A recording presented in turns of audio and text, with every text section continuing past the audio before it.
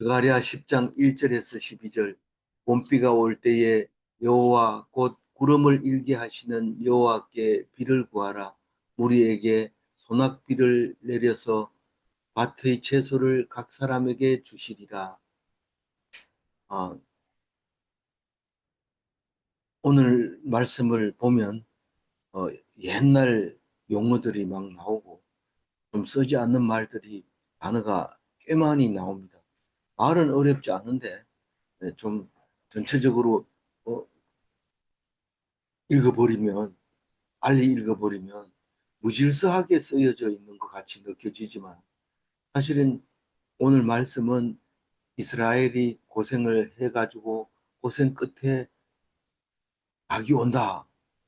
옛날 우리말에 그런 말이 있는데 항상 낙은 고생 끝에 있다는 사실을 얘기를 했어요. 그래도 그런데 그 고생이 안 왔으면 좋겠다고 엄청 애를 쓰고 있는데 그 고생 끝에 큰 상을 주려고 준비하고 있다는 사실을 알면 그 고생을 잘 견뎌냅니다.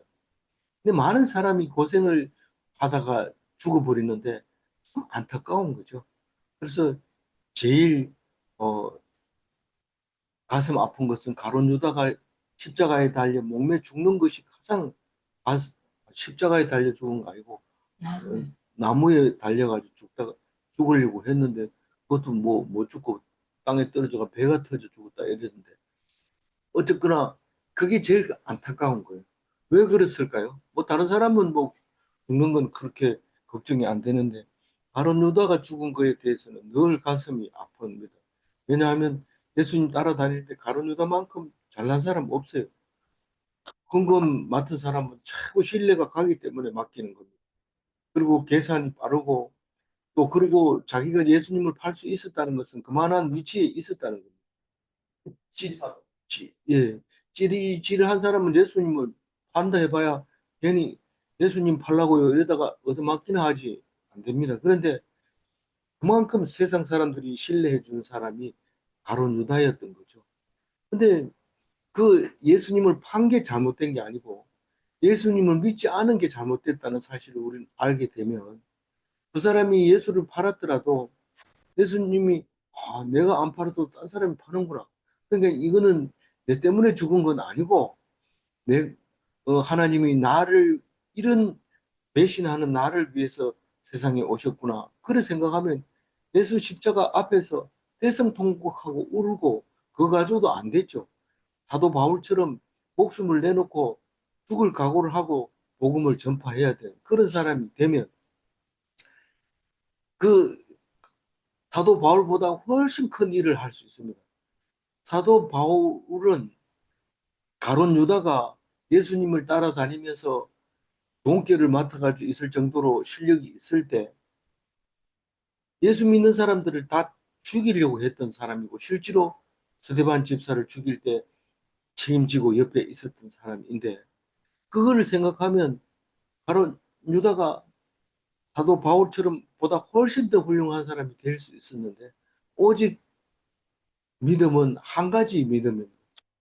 예수님은 가론 유다는 예수님 믿음이 없었고 사도 바울은 없었지만은 대적했지만은 사람을 죽이고 믿는 사람을 괴롭혔지만 그러나 어느 한순간 헷가닥해서 믿음을 갖게 되는데 믿음을 누가 줬어요? 하나님이 줬어요. 그러고 돌아서기 때문에 우리는 사람 보고 네 믿음이 시원찮다, 네 믿음이 좋다, 참 부럽다 이딴 얘기는 할 필요는 없어요. 왜냐하면 하나님이 한다 하면 대적을 사용하기도 하고 하나님이 안 믿음을 안 주려면 최고 열심히 하고 실력이 있고 그런 사람에게 믿음을 빼앗아 가버리는 거예요. 믿음을. 그렇기 때문에 세상에서는 믿음에 대해서만큼은 큰 소리 칠 수 있는 사람이 없다. 그 얘기를 먼저 하고 자꾸 이 성경을 읽으면서 머리 굴리면 안 됩니다. 저 사람은 믿음이 없고 이 사람은 믿음이 좋고 나는 하려고 그러는데 잘 안 되고 뭐 이런 온갖 뭐 핑계 뭐 저주 온갖 미움 뭐 이런 걸 머리를 굴리면 안 됩니다. 뭘 굴려야 돼요? 하나님이 나를 사랑하시고 믿음은 하나님이 주신다. 내 노력으로 안 된다. 그 얘기를 하면서 성경을 읽어야 됩니다. 오늘도 서론이 절반 정도 들어가는데 제가 들어보니까 그렇더라고요. 서론 1절에서 절반 정도 됩니다. 그런데 그런 줄 알고 있어야지. 아이고, 1절을 저래 절반이나 하면 언제 끝나나 이러고 안 듣고 이러지 말고 잘 들어주시기 바랍니다. 어제는 겸손한 왕, 뭐 타고 오는 왕? 낙이 타고 오는 왕. 이 왕이 낙이 탔다 하면 사람들이 전부 배꼽을 잡고 웃죠. 하하하 이러면서 웃는데 아, 다윗이 가장 겸손한 왕이었어요. 어, 다윗을 다윗이 아기스로 도망갔는데 아기스가 군대를 엄청 거느리고 탁 나타나가지고 잡으려고 보니까 기죽기죽 웃으면서 미친 척하고 막 벽을 보고 긁으면서 헛소리하고 냄새 풍기고 이러니까 누가 이런 저기 신고해가지고 귀찮게 동원해 왔다 이러면서 그 군대를 탁 철수합니다. 그 이후에는 다윗이 열심히 애를 써서 아기스에서 땅을 얻기도 하고 이스라엘에는 땅을 못 붙이 발을 못 붙이니까요. 사울이 불꽃 같은 눈으로 죽이려고 하니까 그래서 블레셋에 가가지고 땅을 얻어가지고 충성을 해서 땅을 얻어가지고 그래가지고 사울이 죽고 난 뒤에 이스라엘의 왕이 되잖아요. 그걸 보면 겸손한 왕을 사용하십니까? 교만한 왕을 사용하십니까? 겸손한 왕을 하나님이 사용하신다는 것을 알게 됩니다. 그래서 우리를 구원하는 것은 힘센 사람이 구원해요? 예수님이 구원해요? 예수님이 우리를 구원하시는 거예요. 그래서 예수님을 부를 때 겸손하신 왕 이렇게 부릅니다. 그래서 누가 죽여도 불평불만 안 하고 죽으면서 하나님 어찌하여 나를 버리시나이까 이렇게 하나님한테 대드려요. 딴 사람한테 안 대듭니다. 예수님은 우리를 혼내는 하나님이 아니시다. 아무리 잘못해도 혼내는 분이 아니다. 어떻게 그게 가능하냐? 다만 내가 잘못했다는 것을 인정만 하면 인정, 그게 끝입니다. 우리가 난 나쁜 사람입니다. 난 죄 지은 사람입니다. 하나님 마음대로 하세요. 이렇게 말하는 한마디가 구원의 길로 가는 겁니다. 내가 뭘 잘못했어요? 나 야야 그런 얘기 하지 마. 생각난다. 이러면서 제가 생각 안 나려고 자꾸 딴 얘기하고 제일 많이 뭔 얘기예요? 재밌는 얘기, 좋은 얘기, 예, 살아가는 얘기 의도적으로 그렇게 하죠. 근데 하나님은 결국은 죽게 하고 결국은 망하게 하고 결국은 쓰러지게 만드는데 하나님 안 믿으면 그렇죠. 그러나 하나님 믿으면 죽음이라는 것은 없어요.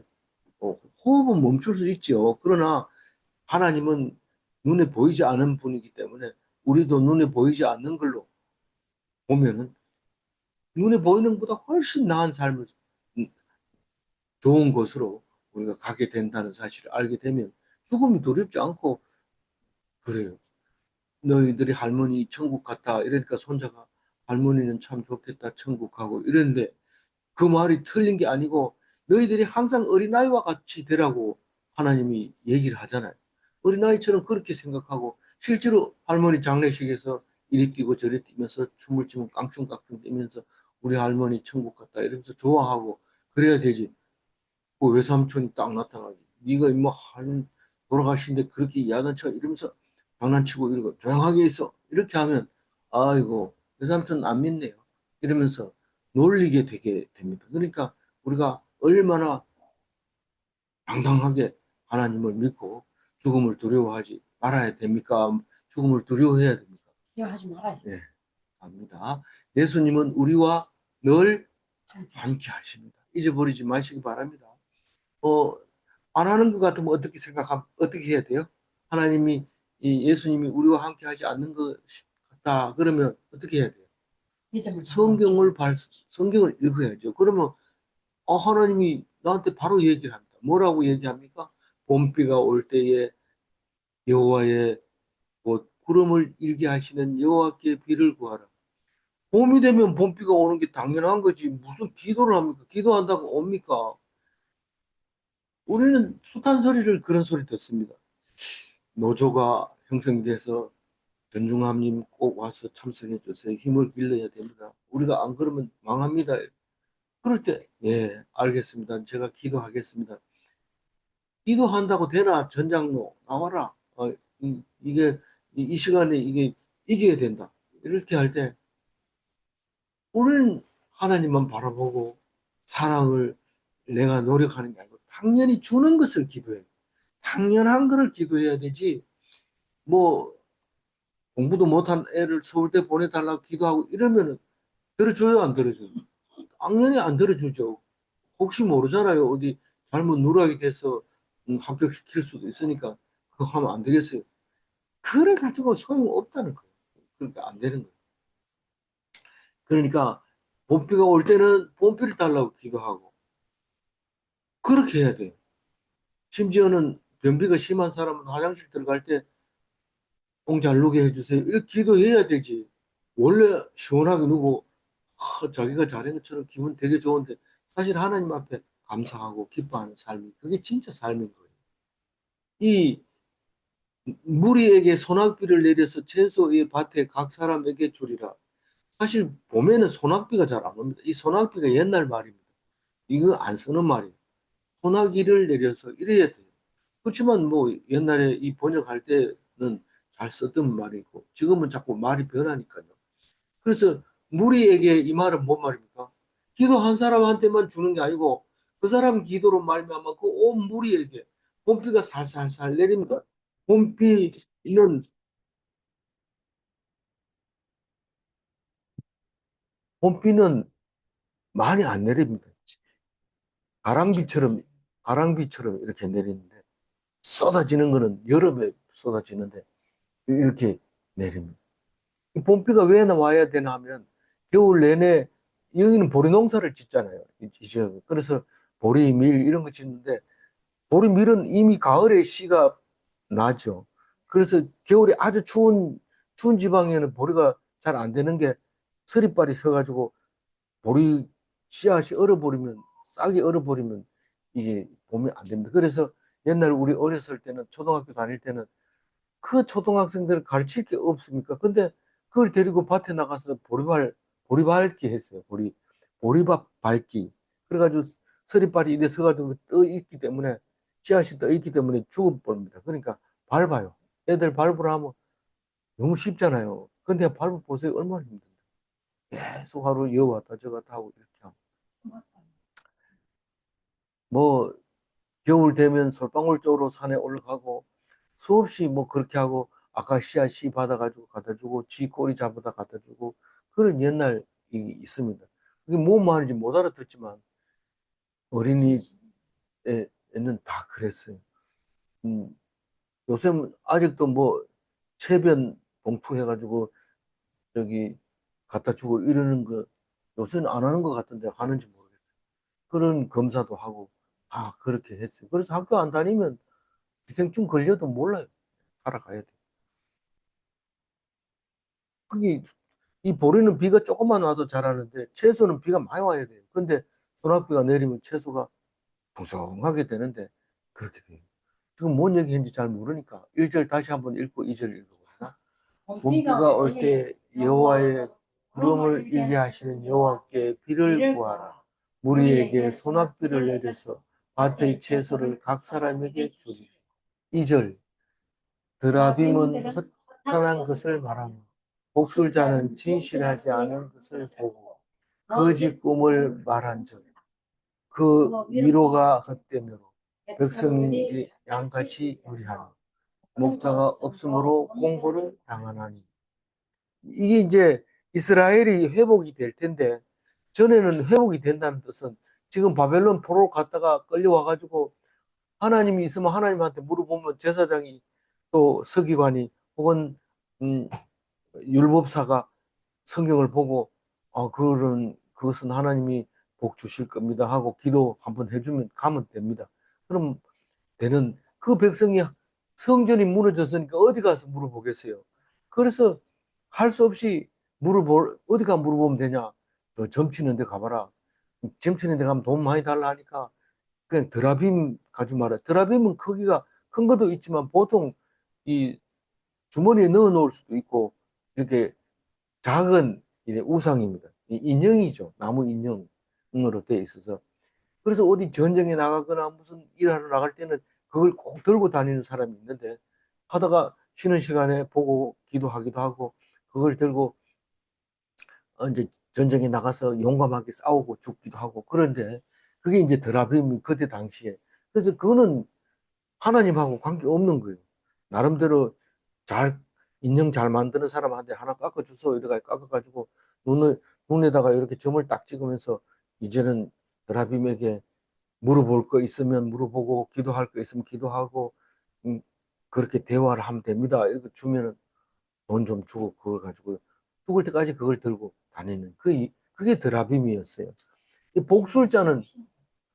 복술자는 점치는 사람이에요. 그래서 가가지고 진실한 것을 진실한 것 진실하지 않은 것을 보고, 복술자가 그냥 니 왜 왔어 이렇게 하는 게 아니고, 나 어떻게 하려 하는데 어떻게 하면 되겠어요 이런 물어보면, 잠깐 기다려라 이거 전통을 막 이렇게 흔듭니다. 그러면 그리고 탁 이렇게 놓고 하나를 딱 뽑습니다. 그러면 무슨 뜻이냐면, 그걸 갖다 산통이라고 그래요. 산통.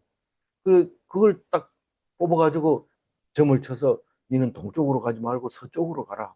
그리고 뭐 너무 많이 가지 말고 십리만 가라. 거기서 일을 해라. 뭐 이런 식으로 가르쳐 주는 거예요. 그러니까 진실하지 않는 것을 엉뚱한 걸 보고 하는 거예요. 그러다가 탁 내릴 때 잘못하면 산통이 깨져버리면 그만 덜통이 나는 거죠. 산통이 깨지면 덜통이 나는데, 그, 그 옛날 얘기고, 그거는 어쨌든 이 복술자는 헛것을 보고 얘기를 합니다.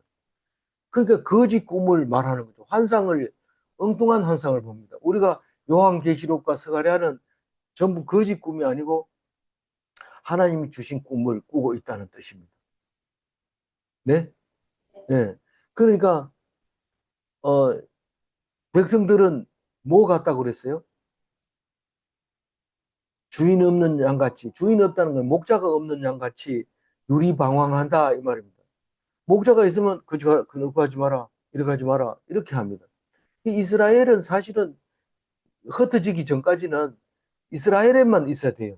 우리 서울 사는 사람들 보면 서울 아니면 막 절대로 안 가는, 취직도 안 하고 아무 데도 안 가는 그런 사람들이 서울에 대부분 많이 삽니다. 그랬는데 그 서울이 박살이 딱 나니까 다 흩어져 버리고 없는 거예요. 서울 가보면 살 곳이 없어요. 그래 돼버린 거예요. 그러니까 갈 데가, 전에는 서울만 가면 됐는데 이제는 집 나서면 갈 데가 없습니다. 전에는 집 나서면 서울 갔다, 나도 보따리 싸가지고 서울 가서 찾아볼 거다. 그리고 서울로 가면 만납니다. 물론 뭐 쉽게 만나는 건 아니지만 만납니다. 그렇지만 서울이 없어진 이상은 갈 데가 없어서 마산도 가고 부산도 가고 대구도 가고 광주도 가고 이렇게 왔다 갔다 해봐도 내 살 곳이 아닙니다.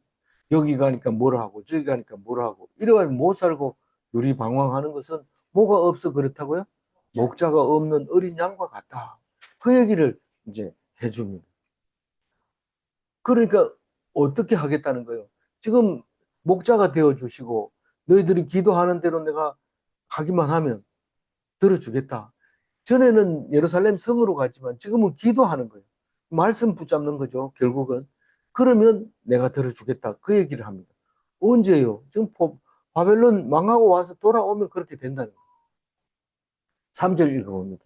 내가 목자들에게 노를 내가 숫 염소를 벌하리. 만군의 여호와가 그 무리 곧 유다 족속을 모아 그들을 전쟁에 준마와 같다. 그래서 이 2절과 3절을 연달아서 빨리 읽어보려면 오히려 빨리 읽으면 더 이해가 잘 가죠. 목자들이 어떤 목자에게 하나님이 화를 낼까요? 거짓 목자, 이 양이 위험한 곳으로 가도 그냥 놔둬버리고, 그거 갖다가 아니구나 이러면서 돌아왔는데도 놔둬버려. 물을 먹어야 되는데 이 물도 못 먹게 그냥 양이, 그러니까 못 크고 털도 잘 안 나고 뭐 헌데도 막 나고 비실비실하고 이렇게 그냥 놔둬버린 거예요. 근데 목자가 있으면 때를 따라서 물을 먹이고 위험한 곳에 가지 못하게 하고 짐승이 와서 물면은 뺏어가지고 치료해주고 그렇게 하는 게 목자인데 그 목자를 화를 내면서 야단을 칩니다. 목자에게 화를 내면 어떻게 될까요? 이 목자는 양이 그렇게 많는데도 양고기 먹어본 지 오래됩니다. 그래 하면 안 돼요. 근데 열심히 하는 목자는 어디 짐승에게 죽어가지고 다 죽어가는 거 그런 건 또 잡아 먹어야 되지.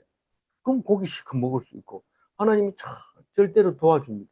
그냥 잘 크는 요거 살쪄서 맛있겠다 이러면서 골라가지고 먹는 거는 목자가 아닙니다. 그거는 그거 아주 혼납니다. 그리고 농사 지을 때도 마찬가지입니다. 좋은 거는 탁 내다 팔고 부시래기 뭐 찌끄레기 뭐 이런 걸 먹는 게 겁니다. 지금도 마찬가지입니다. 석유가 펑펑 쏟아지는 아랍에 가보면 땅에 나오는 기름도 함부로 못 씁니다. 자기들이 막 함부로 쓸 수 없습니다. 그래서 허락을 받으면 이 대병에다 그냥 땅에서 나는 기름을 정제도 안 된 거, 그거를 가지고 차에다 넣고 차 달리고 이러는데 그거 차 성능이 떨어지죠. 힘도 안 나고. 그러면서 나누어서 쓰고 이런데 우리는 기름 한 방울 안 나와도 최고급 휘발유, 어, 무연 휘발유 뭐 이런 거 막 돈 주고 사가지고 타는데 좀 아깝긴 하지만 그렇게 좋은 거, 고급 이런 거 씁니다. 그 목자는 참 목자인지 아닌지 딱 보면 알아요. 목자가 편안하고 큰 소리 치고 이러면 그 옳은 목자가 아니고 방 청소하고 애 먹고 막 떠들고 장난치면 떠들지 마. 뭐 요 정도만 하면 돼요. 그게 목자입니다. 순념소를 벌하리라. 순념소가 도대체 뭐길래 이 순념소를 멀쩡히 있는 애꿎은 순념소를 왜 벌하느냐. 염소 고기 참 맛있다 이러면서 말할 수 있는데 그 하나님이 순념소는 예레미야 50장 8절에 잘 나와 있어요. 한번 읽어볼까요? 너희는 바벨론 가운데서 도망치라. 갈대아 사람의 땅에서 나오라. 어, 양떼에 앞서가는 순념소 같이 하라. 예, 도망치라가 아니고 도망하라 이렇게. 이, 왜냐하면 이 눈보다가 내가 더 빠르니까 그래요. 이게 벌써 말씀을 다 읽고 그래서 분명히 틀리게 읽었는데 내용이 같은 경우가 많거든요. 그래서 그래도 수정해야 돼. 그래서 이 염소는 어떻다고요? 양떼 앞서가는. 앞서가요. 그 우리가 살다 보면 뭐 잘난 척 하는 사람 있죠. 뭐 그러면 너무 나서기를 좋아하면은 별명을 나서기. 우리 그 뭡니까 14학번에 거기 나서기를 하는 친구가 있는데 이 친구만 있으면 이 친구 목소리만 들려요. 딴 사람 목소리 안 들려요. 그래서 자기들끼리도 나서기라고 이름을 불렀어요. 어디든지 뭐든지 나서가지고 제일 먼저 하는데 이 양이 순념소가 양틈에 끼워 놓으면 제일 앞장서서 갑니다. 그래서 순념소 요 한 놈만 잘 보면 양들이 다 따라갑니다. 그랬는데 그놈을 혼내줍니다. 네가 지금 음, 이 양떼를 어디로 엉뚱한 데로 끌고 가는구나. 그러면서 야단치고 있는 모습을 볼 수 있습니다. 그리고 만군의 여호와가 그 무리 곧 유다 족속을 돌보아 그들의 전쟁의 주마와 같게 하리니 음, 음, 만군은 엄청 많은 군대를 가지고 있는 하나님을 말하는 건데 그 무리가 누굽니까? 목자들이 인도하고 순념소가 앞서가고 점치고 드라빔 가지고 있는 그 사람들이 뭘 말하는데 그 사람들이 누구라고 얘기해요? 유대 족속이라고 얘기합니다. 아니 우리가 하나님을 믿지 언제 드라빔과 점치러 갔는데 너희들은 지금 성경을 안 보면 임자가 없는 거예요. 성경을 안 보면 목자가 없는 거예요. 그리고 세상 일이 잘 나가고 남보다 더 일 열심히 하면 그게 순념소예요. 예? 네. 그게 유다 족속이 그랬다는 거예요. 그런데 하나님이 이제는 유다 족속을 돌보겠다 이 말입니다. 돌보면 유다 족속은 어떤 모습으로 바뀌어요? 평안해져. 모든 문제를 성경에서 해결하세요. 전쟁의 준마와 전쟁의 준마와 같이 해주겠다. 준마가 뭐예요? 전쟁이 세고 유명하고 예, 예, 준수한 말. 그래, 준자가 좋은 글자잖아요. 그래서 준마와 같다. 그렇게 얘기를. 누구를 그렇게 해주겠다고요? 유다를. 사실은 이스라엘 백성 이렇게 해야 되는데, 유다는 북이스라엘을 끼워놓고 싶지 않아요. 그래서 항상 유다라는 말을 써요. 그래서 유다는 또, 유다만 주장하지만 2차 대전 끝나고 이스라엘을 들어와가지고 장악해놓고는 유다 땅은 얼마 안 돼요. 이거 가지고 무슨 나라를 세우겠나 이러면서 이스라엘이 차지하고 있던 땅, 하맛 어기에서 브엘세바까지 전부 차지합니다. 얼마나 오래 전쟁했어요? 뭐 6일 전쟁, 4차 중동 전쟁을 통해서 그거를 다 차지하게 되는데 그 주변에 이집트, 시리아, 요르단 막강한 군대 그것도 연합군으로 공격해도 그 땅을 결국은 차지하고 맙니다. 그렇게 차지한 그 땅이 이름을 유대 땅 이렇게 말할 수가 없습니다. 체면이 있죠. 이스라엘 이래놓고 사는 사람들은 유대인이라야 살 수 있다. 이렇게 해가지고 거기에 다 살게 됩니다. 실제로 그 이스라엘 후손이라 하더라도 이스라엘 후손이라는 이름으로 가는 게 아니라 유대인으로 들어가서 살게 되는데 99%가 이스라엘은 유대인으로 살고 있습니다. 4절 읽어볼게요. 내가 네, 4절. 모퉁이 돌이 그에게서 말뚝이 그에게서 싸우는 활이 그에게서 권세 잡은 자가 다 일제히 그에게서 나와서 그가 누구라고요? 유다에 유다 족속들, 유대인들을 말하고 있는 거예요. 우리는 뭐 그건 잘 모르지만 이걸 그냥 그에게서 이러면 모퉁이 돌이 유대인에게서, 말뚝이 유대인에게서, 싸우는 활이 유대인에게서, 권세를 잡는 자가 다 일제히 유대인에게서 이렇게 읽는 거예요. 그래서 모퉁이 돌이 뭐예요? 모퉁이 돌은 주춧돌이 느낌이 그런 말이에요. 느낌이 그런 말인데 우리는 주춧돌이 가운데 있지만 여기는 이 모퉁이에 있는 거예요. 그래서 그거 그 뭐나 마가복음 12장 10절에 나와 있어요. 한번 읽어볼까요? 너희가 성경의 건축자들이 버린 돌이 모퉁이의 머릿돌이 되었나. 그러니까 머릿돌이 모퉁이에 있다는 걸 알게 됩니다. 모퉁이 있는데 그 나라 집 짓는 모습을 정확하게 모르니까 그렇고 지금 가가지고 이거 보자 이러고 가보면 그대로 있어요. 우리 옛날 초가집 있어요? 없잖아요. 저기 그 저 민속촌 있잖아요. 어디 민속촌. 거기 가면 해마다 그 지프로 지붕을 이어가지고 이형으로 있는데 인건비가 비싸니까 그것도 못하고 해마다 못하고 또 볏집도 옛날 볏집이 안 나와요. 뭐 아키바라 이런 키가 조그마한 거 이렇게 심으니까 그 지붕도 잘 못해요. 그러니까 민속촌에 가서도 초가집을 보기 어려워. 그런데 이 모퉁이의 머릿돌이 어떤 건지 정확하게 모르지만 그래도 성경을 보면 짐작은 할 수 있잖아요. 모퉁이들은 뭔지 알겠죠? 예수님을 얘기하는 거예요. 예수님이 그래 음, 어디에서 나온다고요? 유대인에게서 나온단 말이에요.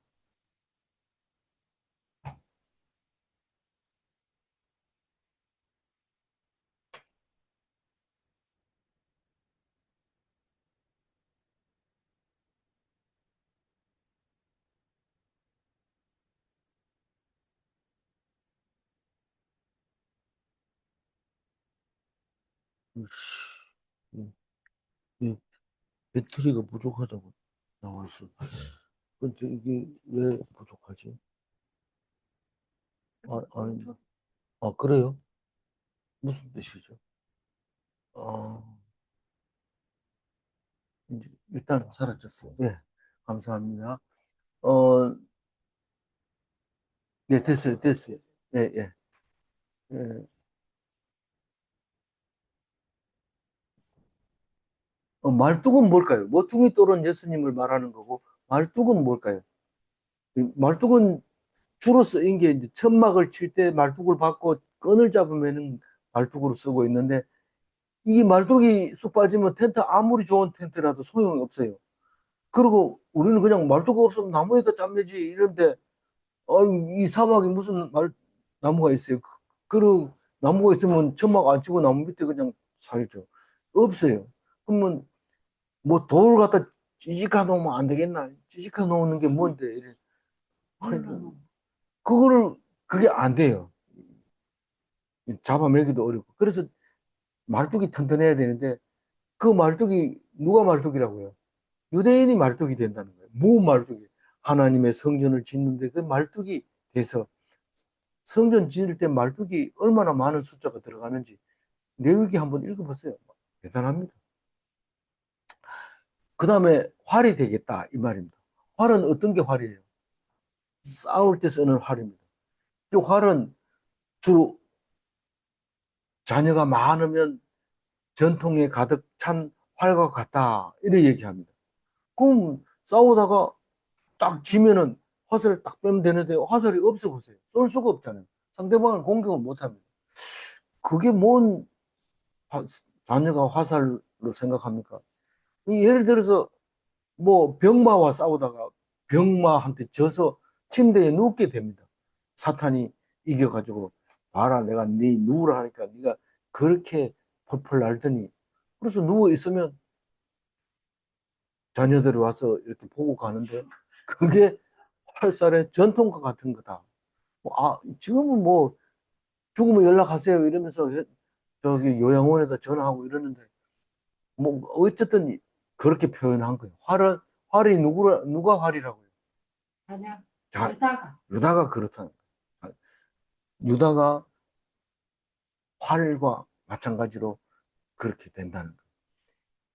권세 잡은 자가 뭐예요?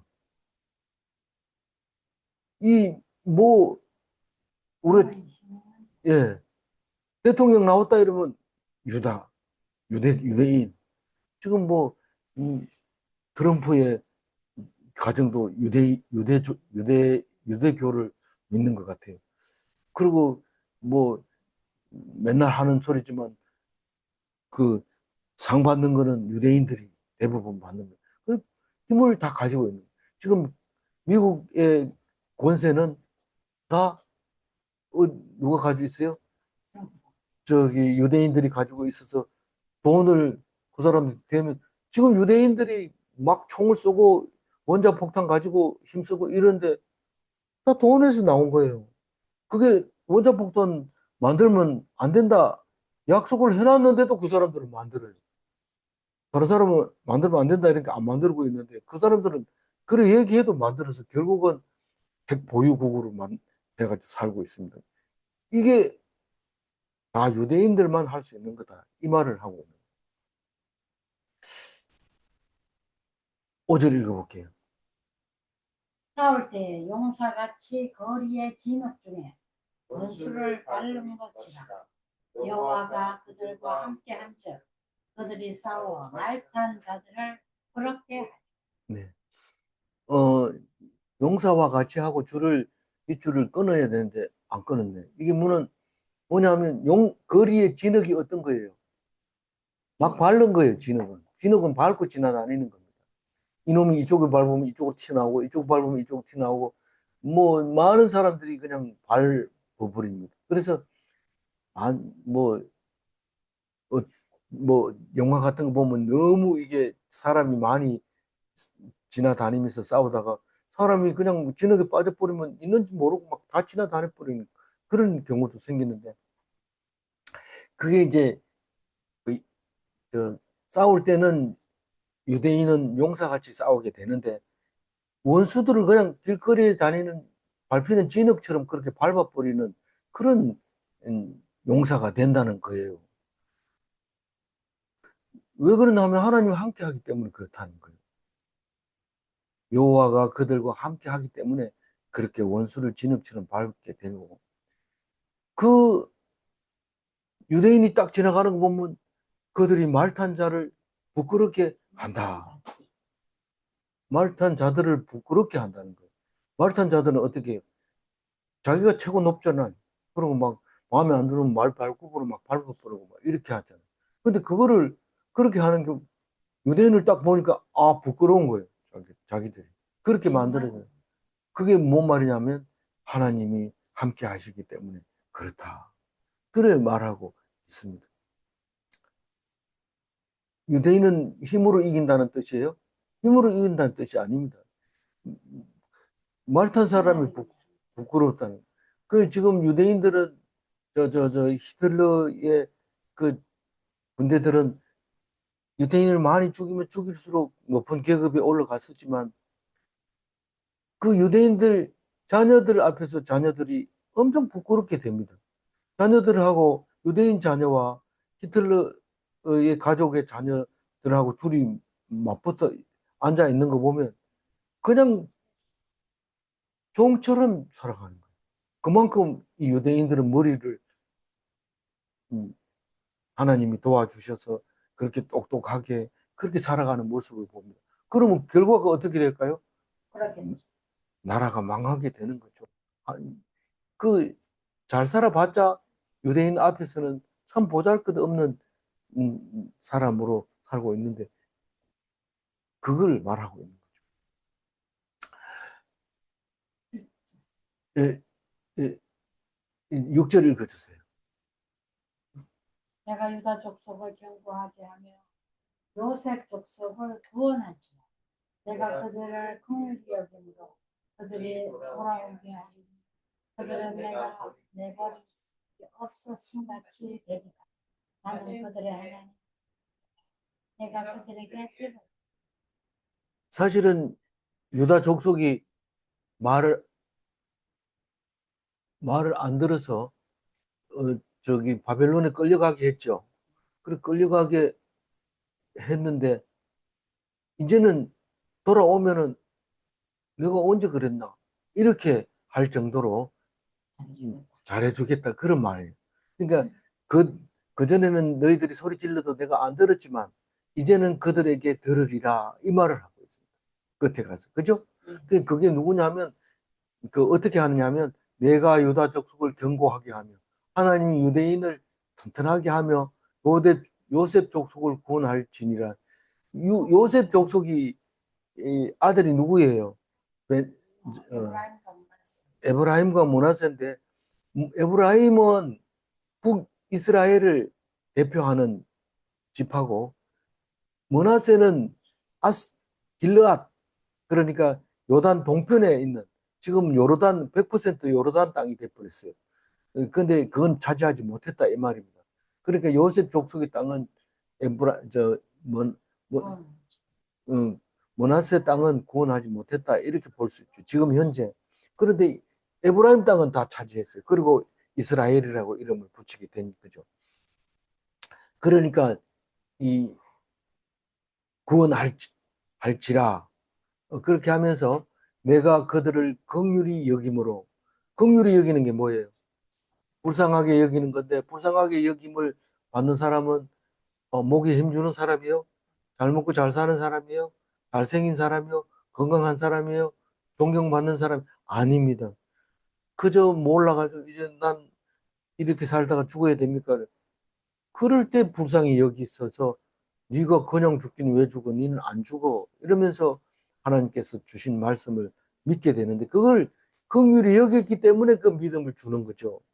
긍휼히 여기지 않으면 그래 뭐 이렇게 살다 가는 거지 뭐 이렇게 되는 거예요. 근데 내가 자세를 낮추면 하나님 불쌍히 여기면서 나를 죽지 않게 영원히 살게 해주신다.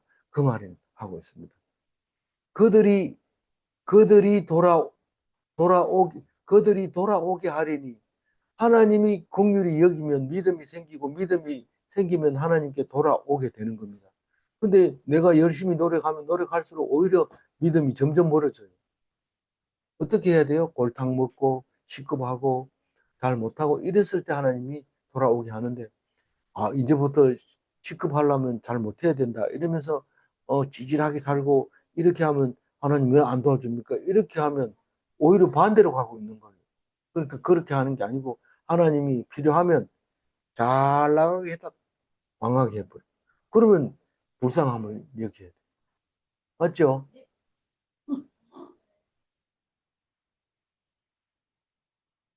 그러면 나중에 돌아오면 절대로 버린 일이 없었던 것 같이 된다. 나는 그들의 하나님 여호와라. 내가 그들에게 들으리라. 듣는다는 말 알아듣죠? 예, 7절 읽어. 에브라임이 용사 같아서 포도주를 마심 같이 마음이 즐거울 것이요 그들의 자손을 보고 기뻐하며 여호와로 말미암아 마음이 즐거워하리라. 에브라임 나와요. 북이스라엘 얘기하고 있습니다. 므낫세는 안 나오지만 에브라임은 나옵니다. 그 에브라임이 용사 같아서 용사는 늘 기쁩니다. 사람을 다 복종시켜 버렸으니까. 그래서 포도주 마시면 기분 좋은 거하고 비슷합니다. 약간 좀 취해서 피에 취해서 씩 웃는 거 그거하고 포도주 마시고 씩 웃고 얼굴이 양볼이 뻘골이한 거 그게 지금 그 즐거움 상태인데 용사는 사람들을 많이 이기고 오면 목에 힘 딱 주면서 음, 고기 씹으면서 이렇게 오면 그 모습이 이렇게 포도주를 마신 즐거워하는 마음 같은 그렇게 즐거울 것이고 그들의 그들의 자손은 보고 기뻐하며 이 말이 자세히 읽어야 들려요. 에브라임의 자손은 뭐를 보고 기뻐해요? 에브라임의 훌륭한 것을 보고 기뻐하고 있다는 거예요. 자녀들이 그, 그 나라가 잘 되면 기뻐합니다. 우리나라가 지금 잘 되고 있는데 우리 지금 현재는 기뻐하고 있습니다. 그러나 징조를 보면 망할 징조를 지금 가고 있습니다. 여호와로 말미암아 마음이 즐거워하리라. 이거는 세상이 문제가 아니라 하나님 말씀 믿는 사람을 보고 믿으면 즐거움이 진짜 즐거움이 되는 거고 안 믿는 사람이 많으면 즐거운 마음이 없어지는데 여호와로 말미암아 마음이 즐거워하리라 이 말은 믿는 사람이 많을 거다 그 말입니다. 사실 이 말이 그렇게 좋은 건 아닙니다. 왜냐하면 예수 믿는다고 하는 것은 상황이 굉장히 어렵다는 얘기입니다. 예수 안 믿는다는 것은 모든 문제를 세상에서 해결할 수 있다는 겁니다. 그러니까 그런 거니까 이 말은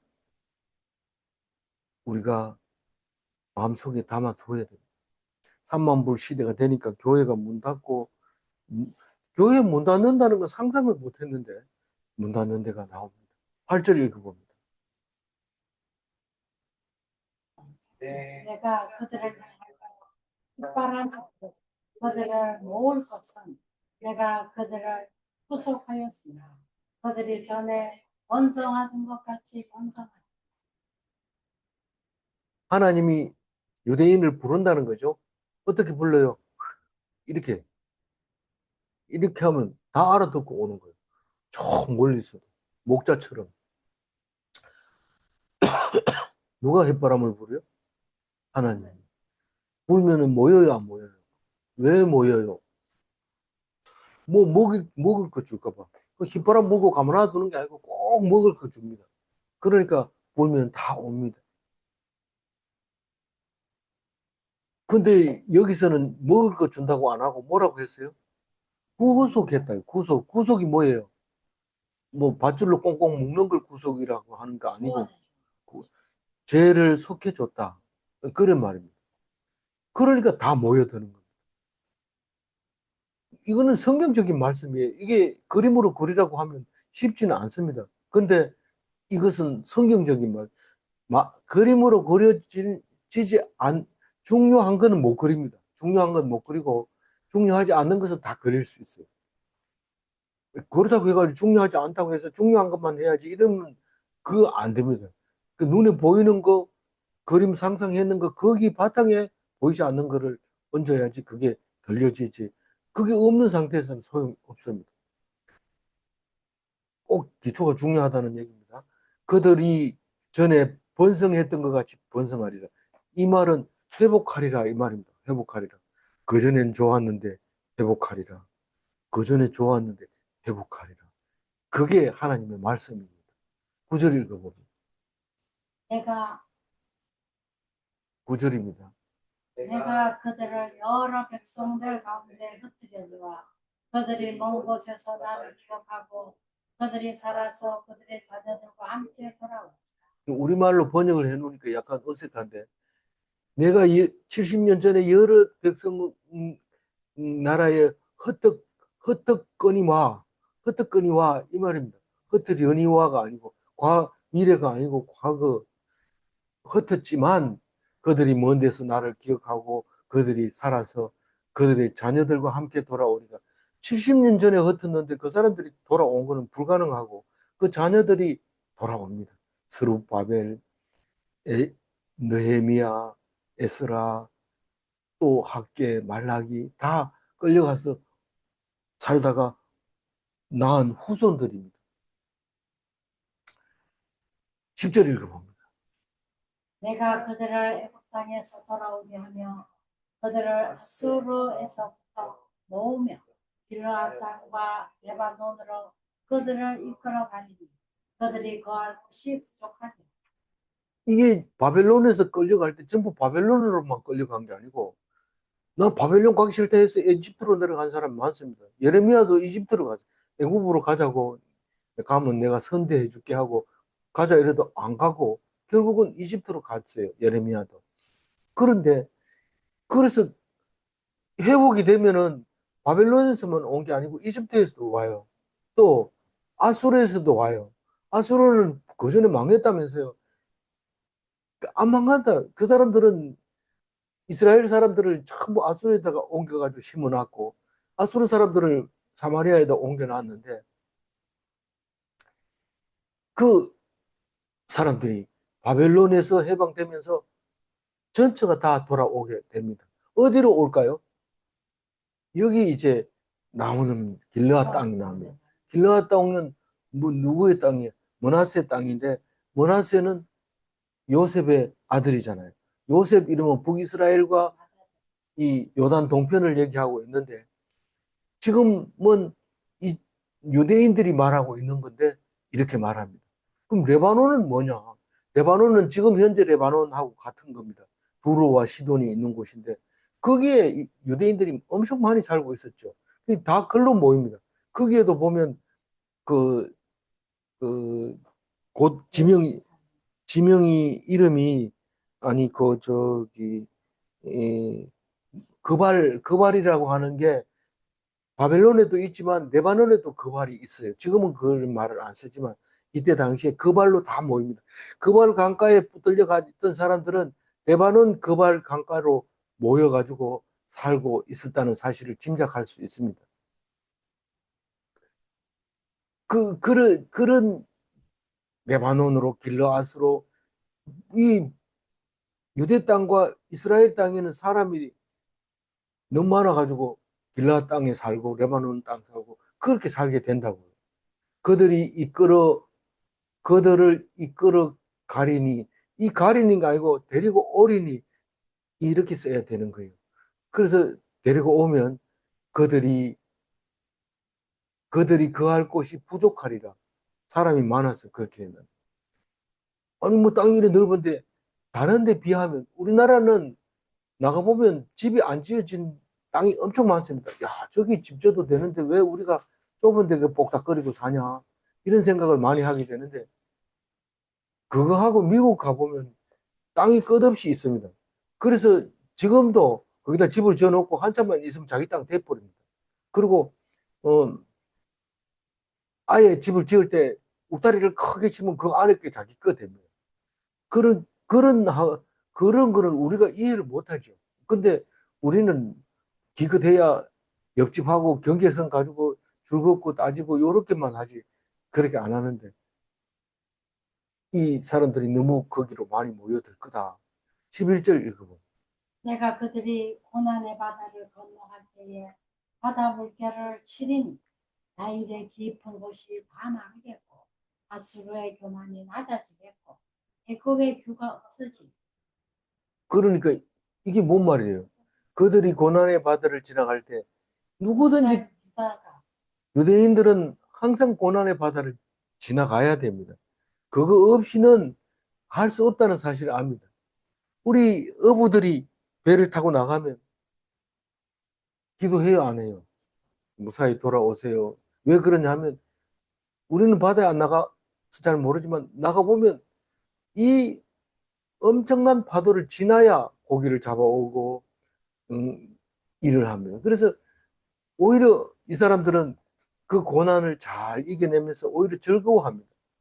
뭐꼭 그렇다고 해가지고 누가 그래 이러면 할 말은 없지만 그 고난을 통해서 기쁘게 만선이 되어서 돌아올 것을 생각하면서 그렇게 나가는 거예요. 근데 그 바다를 지날 때마다 물결이 치게 만들어준다. 고요하게 갔다 오면 고기가 별로 안 잡혀 있는데 그 지나가지고 오면은 고기를 많이 잡을 수 있는데 그게 누가 물결을 치게 해요? 하나님이 치게 해주십니다. 그리고 그게 칠 때마다 나일이 깊은 곳이 다 마르겠고 이 말은 이집트가 나일강 가물어 가지고 농사가 안 돼서 쩔쩔맬 때 고기 잡아온 사람들은 그 고기 팔아가지고 돈을 버는 거죠.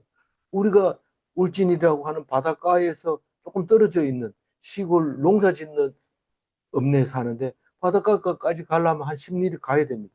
한 5리 정도 이렇게 가야 되는데 그 바닷가에 사는 사람들이 흉년이 들면 아니 흉년이 시골 농사가 흉년이 들면 바닷가 사람들이 신납니다. 바다에서 잡은 고기가 와가지고 파니까요. 그래서 흉년이 들었을 때 초등학교 다닐 때 흉년이 심하게 들었는데 그 바닷가 사람들이 그전에는 먹지도 않는 거 약간 맛이 가는 거 이런 고등어 같은 이런 거 잡아가지고 갖다 주면 꽁치 이런 거 하고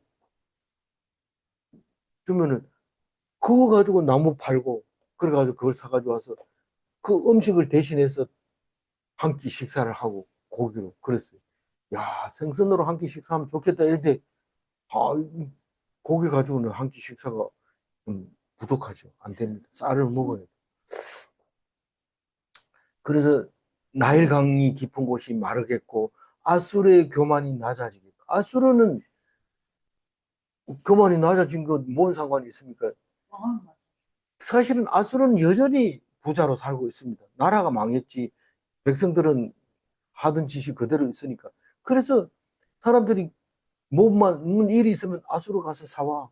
아수르 가면 가서 일 조금만 하면 살 수 있어요. 이렇게 해서 아수르를 의지했는데 아수르가 뭐 물건이 있어야죠. 뭐 팔 게 있어야죠. 그러니까 낮아지고 그러면 이 유대인들이 가지고 있던 걸 갖다 주면 굉장히 그 고난의 역경을 이겨낸 사람처럼 그 사람들이 우위에 서 있게 되고 잘할 수 있는 그런 일이 생긴대. 고난의 바다를 지나야 돼요? 안 지나야 돼요? 지나야 돼요. 그러면 이집트에 가면요. 이집트 바로 왕은요. 그 주변에 있는 모든 나라 사람들이 바로 앞에 서면 무조건 끌어 엎드려야 됩니다. 안 끌어 엎드리면 거기는 뭐 들어갈 수가 없어요. 그럼 들어가서 우리 양식 없어서 왔습니다. 이러면 양식 내주고 이러지. 그거 안 됩니다. 그런데 뷰가 없어졌다는 말은 아니, 왕이 없어졌다. 누구를 세워봤자 뷰가 없는 왕이 설 수도 있어요. 그러니까 뷰라는 것은 권력이고 힘인데 나일강이 말하면 힘이 없어요. 뭐 아무것도 없어요. 뭐 군대를 보고 가 싸우라 이러면 힘 없어요. 이런 거 안 싸우고 보통은 돈이 많으면 사람 사가지고 옵니다. 이거 오늘 나가서 창 들고 있기만 해. 그러면 내가 얼마 줄게. 이래서 다 그 용병을 사가지고 쓰죠. 그럼 농사 짓다가 야 농사 짓는 것보다 군대 나가는 게 낫다 이렇게 나갔다가 오는데 잘못하면 목숨을 그냥 놔두고 오는 수가 있기 때문에 그래도 돈이 낫다 이러면서 죽는지 사는지 모르고 가는 수가 있어요.